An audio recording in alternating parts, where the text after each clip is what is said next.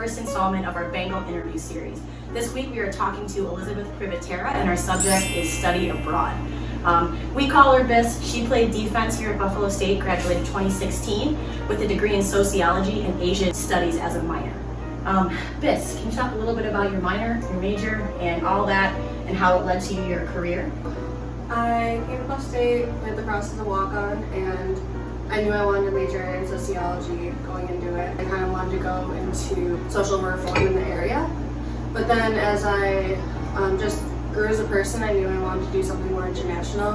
And that's when I discovered Buffalo State's Asian Studies minor, which requires you to take an Asian language on campus. And I began studying Chinese as a second language my sophomore year at Buffalo State. And eventually I knew my junior year that I really wanted to study abroad before I graduated. That's when I discovered my program in Taiwan. You chose Chinese as a second language. Before we kind of go into that, can you say anything in Chinese for us? Well, 会说一点中文。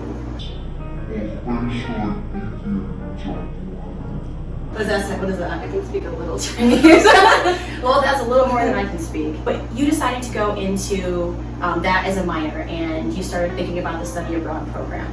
So I know the Buffalo State Study Abroad program, depending on where you go, varies a little bit. Can you talk about the way that you had to carry that out and what the network looks like for different schools that you can exchange to and things like that? Right. My junior year at Buffalo State, I was exploring two separate programs. And I'm just going to tell you about the other one just in case anyone else is interested in it too. The first one I looked at was through University of Buffalo, and they have a partner school in Beijing.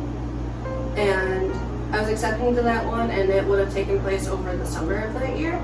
But it would have been an out-of-pocket situation. Then I discovered this program through the Taiwan Ministry of Education.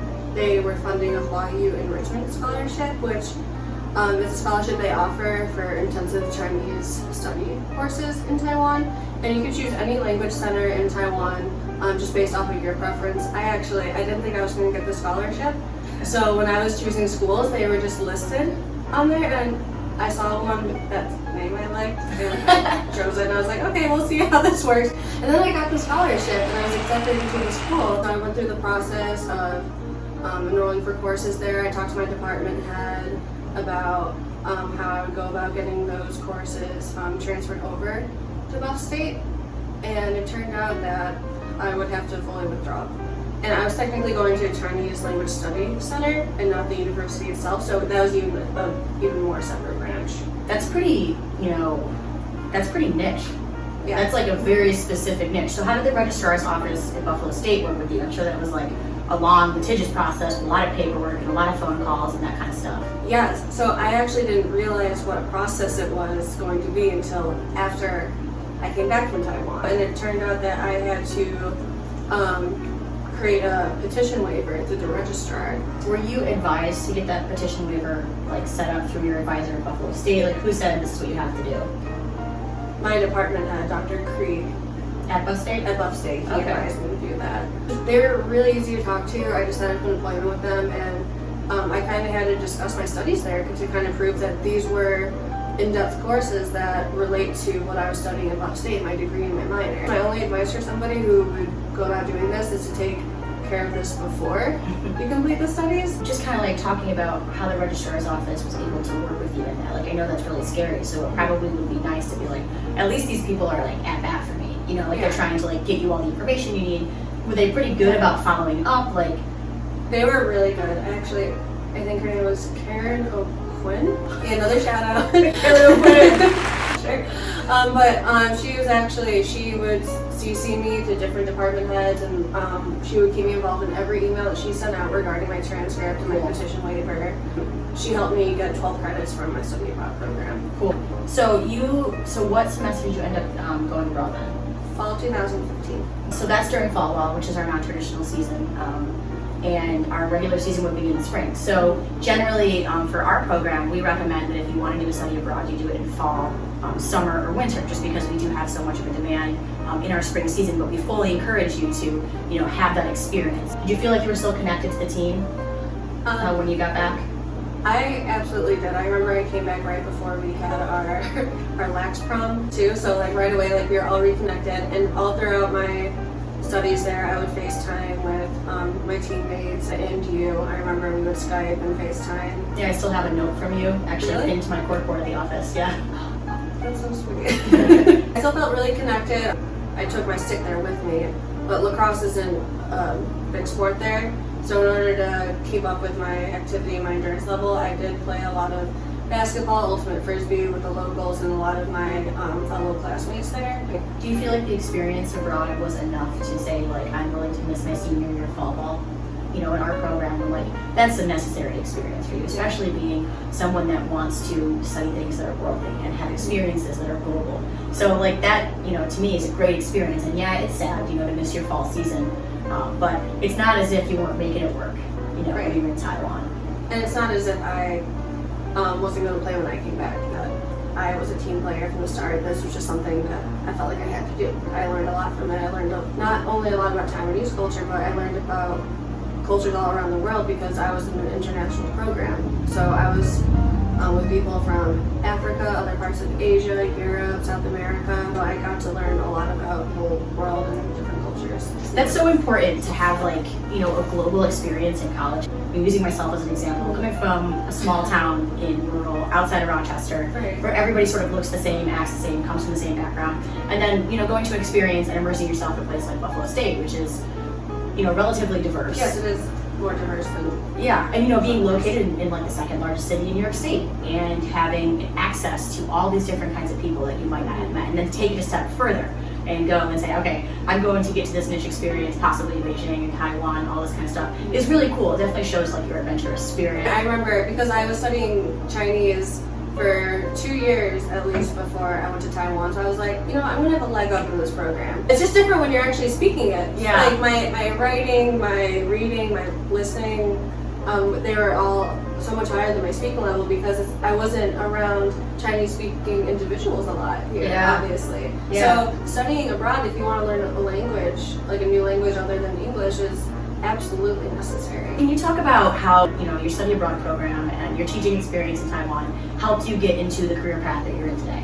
When I graduated from Buffalo State, I almost immediately, within 3 months, I went right back to Taiwan, the same town, because I was able to network a lot while I was there. A lot of it was teaching English as a second language. And so I was able to get a job there teaching English. Simultaneously, I was studying Chinese too. What I didn't realize while I was there, that I really liked working in a school. Right. And especially a school in a non-traditional setting. And so I came back in 2018. I applied for a job at Stanley G. Falk Schools in Buffalo that mostly catered to students with emotional disturbances diagnosis. And I wasn't sure how it was going to work out, but I realized I'm really passionate about helping kids, especially ones that are kind of more of a disadvantage. Yeah, it was brand new to me, and it was another thing that I kind of threw myself into without knowing much. I guess that's my thing. That's just immerse yourself in a completely foreign environment. Exactly. And again, it was another non-traditional setting. Towards the end, I knew I wanted to keep going. Like, I wanted to further my education more into social reform. This fall, I'm going to be starting my master's in global public health management. That I'm going to study how foreign countries study public health and how they deal with national health emergencies and issues, and Relatively pertinent right now.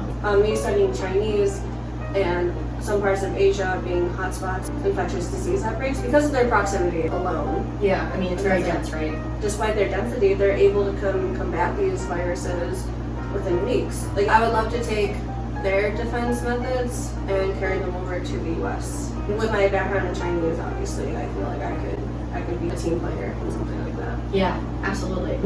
It can be scary to reach out there and try new things. And I think something I learned in Taiwan was that there's only one right way to do things. So, Yeah, that's a really valuable piece of information because, like, you know, like, no matter what situation you're in, you could be doing a study abroad, you could be entering a career, you could be going to a master's, you could be on a team.